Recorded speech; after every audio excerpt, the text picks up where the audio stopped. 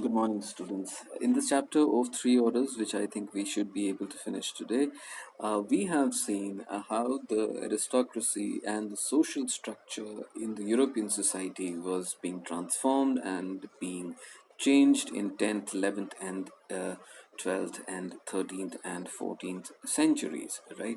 It started with the noble families being absolutist in their approach. Then we reached a situation where we had the manorial states, where the peasants and the poor and the vassals who used to work there in the land. And we also saw that there was no option but to work in agriculture, because that was the thing which that was the industry rather which employed 95% of the population, and that was the industry which gave 95% of the revenues or earnings to for that matter to any kingdom.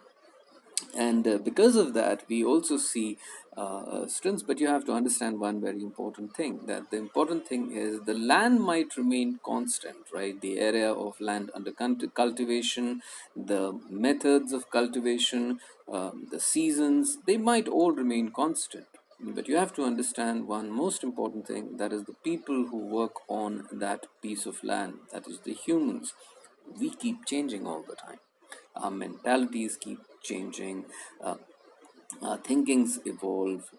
Our place in the society, we are very class conscious people. Even a rickshawala happens to be a class conscious people. Students, never ever assume that he doesn't have a self respect, or he is not conscious about being insulted or being not being given adequate respect even within his own community. It is not just people like you and I who can speak and understand English and probably go to fancy places to eat in fashionable dresses. We are the only ones who have self-respect. So this was also the problem, rather, if I may put it that way, for the nobles in the 11th and 12th centuries, because the hundreds and thousands of farmers and the peasants and the vassals who used to work in those states, their thinking had started changing.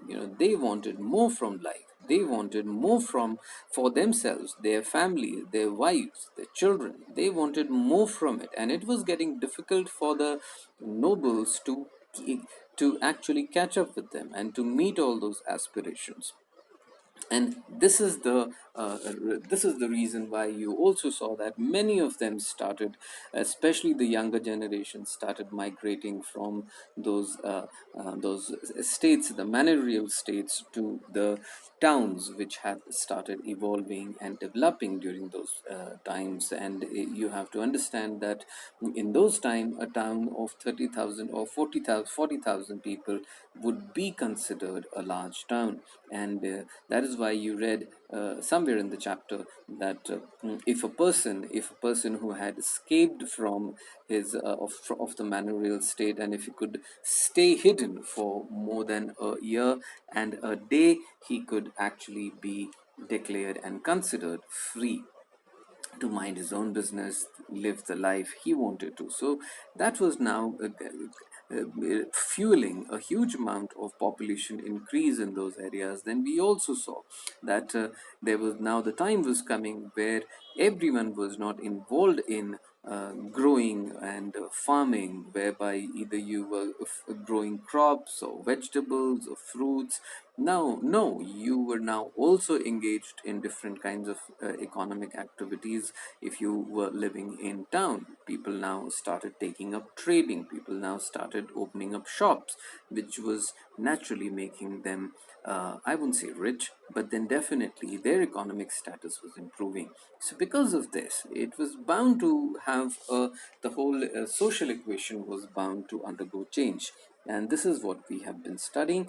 And this is the reason why the peasants, definitely they remained peasants, but then definitely their status was improving, their economic condition was improving, and with that their thinking was changing. And it was now the nobles found it not as easy as it used to be at some point in time. But one thing which the nobles had, which the peasants could never, was the fact that the kings and the king and the nobles, they had the control over the army. Ultimately, the army uh, belonged to the king. Okay, and gradually we saw that the kings now started having permanent armies for themselves. Earlier, it used to be outsourced to different nobles, and when at the time of danger, those nobles had to contribute a certain contingent depending on the population that they had.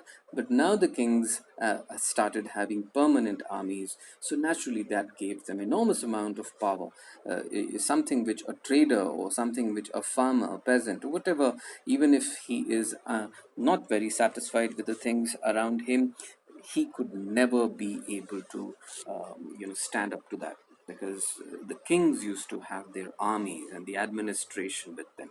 Okay, so the nobility managed a tactic, and the nobles, if you remember, they started kind of coming on their own, and then they started asserting their influence on the king, because they felt that yes, they were the ones who were contributing the maximum amount of riches to the king. But then, as we just saw, that because the kings controlled army, the nobles also understood it is no point trying to go for a fight with the king and his ministers, because they are the ones who control the army, and if the person who might is right.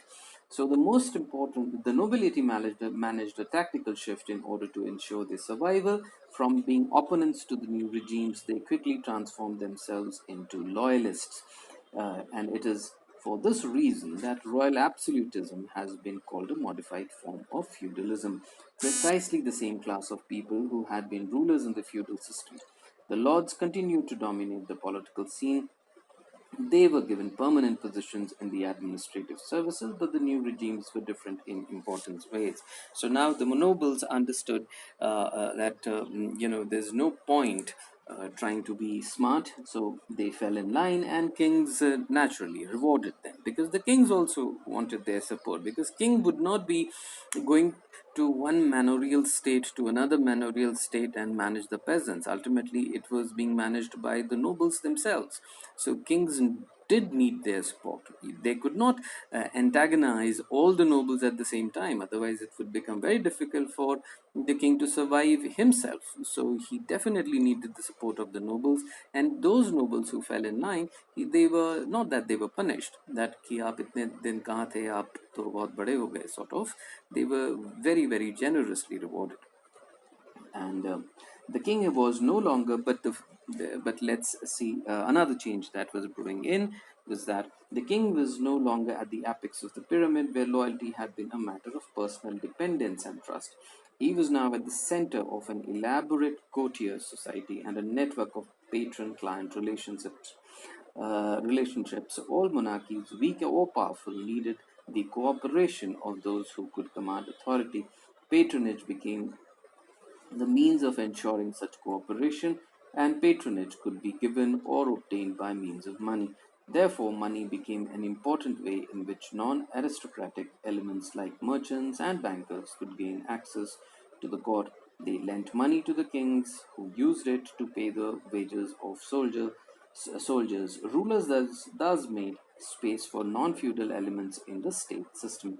So we are now seeing that now there was the reign of kings who were absolutist monarchs, जो कहा वही होगा, that thing had gradually now start changing, whereby different institutions within the state, different institutions within the kingdom, they start government institutions, that is, they started coming up, they started becoming more influential, they started becoming more powerful. So it was not that the king could do whatever he wished. He had to listen to the people and the institutions that had now been evolving around him. The later history of France and England was to be shaped by these changes in the power structures. In the reign of Child King Louis XIII of France in 1614, a meeting was held of the French consultative assembly known as the States General, with three houses to represent the three states: order, clergy, nobility, and the rest. After this, it was not summoned again for nearly 2 centuries till 1789 because the kings did not want to share power with the three orders. What happened in England was very different. And mind you, students, till 1789, even in 1789, when the King Louis XVI actually summoned this assembly, it was only because he wanted to increase the taxes, for which he needed the support and consent of the States General. That is why he had to call it, because he could not. That's what we are talking about now. He could not do it unilaterally. कि मन किया तो खुद कर दिया. No, now he needed the support of the institutions, which the state institutions. So things had been evolving, things had been changing. Now, what happened in England was very different. Even before the Norman conquest, the Anglo Saxons had a great council which the king had to consult before imposing any tax. This developed into what was called the Parliament, which consisted of the House of Lords, the members of which were lords and the clergy, and the House of Commons, representing towns and rural areas. King Charles I ruled for 11 years, 1629-40, without calling Parliament. When he was forced to call it because he needed money, a section of Parliament decided to go to war against him and later executed him and established a republic. However, this did not last long, and monarchy was restored, but on the condition that Parliament would be called regularly. Today, France has a republican form of government and England has a monarchy. This is because of the different directions that the histories of the two countries took after the 17th century. Because it is obvious that France had a revolution in 1789 against the tyranny and oppression of the ruling society of France. And that is why no one wanted to hear about monarchy again after Napoleon and after 1840 and 1850. But yes, England, they had their rulers who had long stint. Elizabeth, then George the Eighth, I'm sorry, Henry the Eighth and George the Sixth. All these rulers, they had long reigns and they could survive because they understood that. You could not be now a complete absolutist ruler, and the British kings started working more and more with the Parliament of England, which consisted of the House of Lords and the House of Commons. But France did not have any such structure, and their ruling family had been, the reputation of their ruling family had been tarnished, especially after the French Revolution. Thank you, students.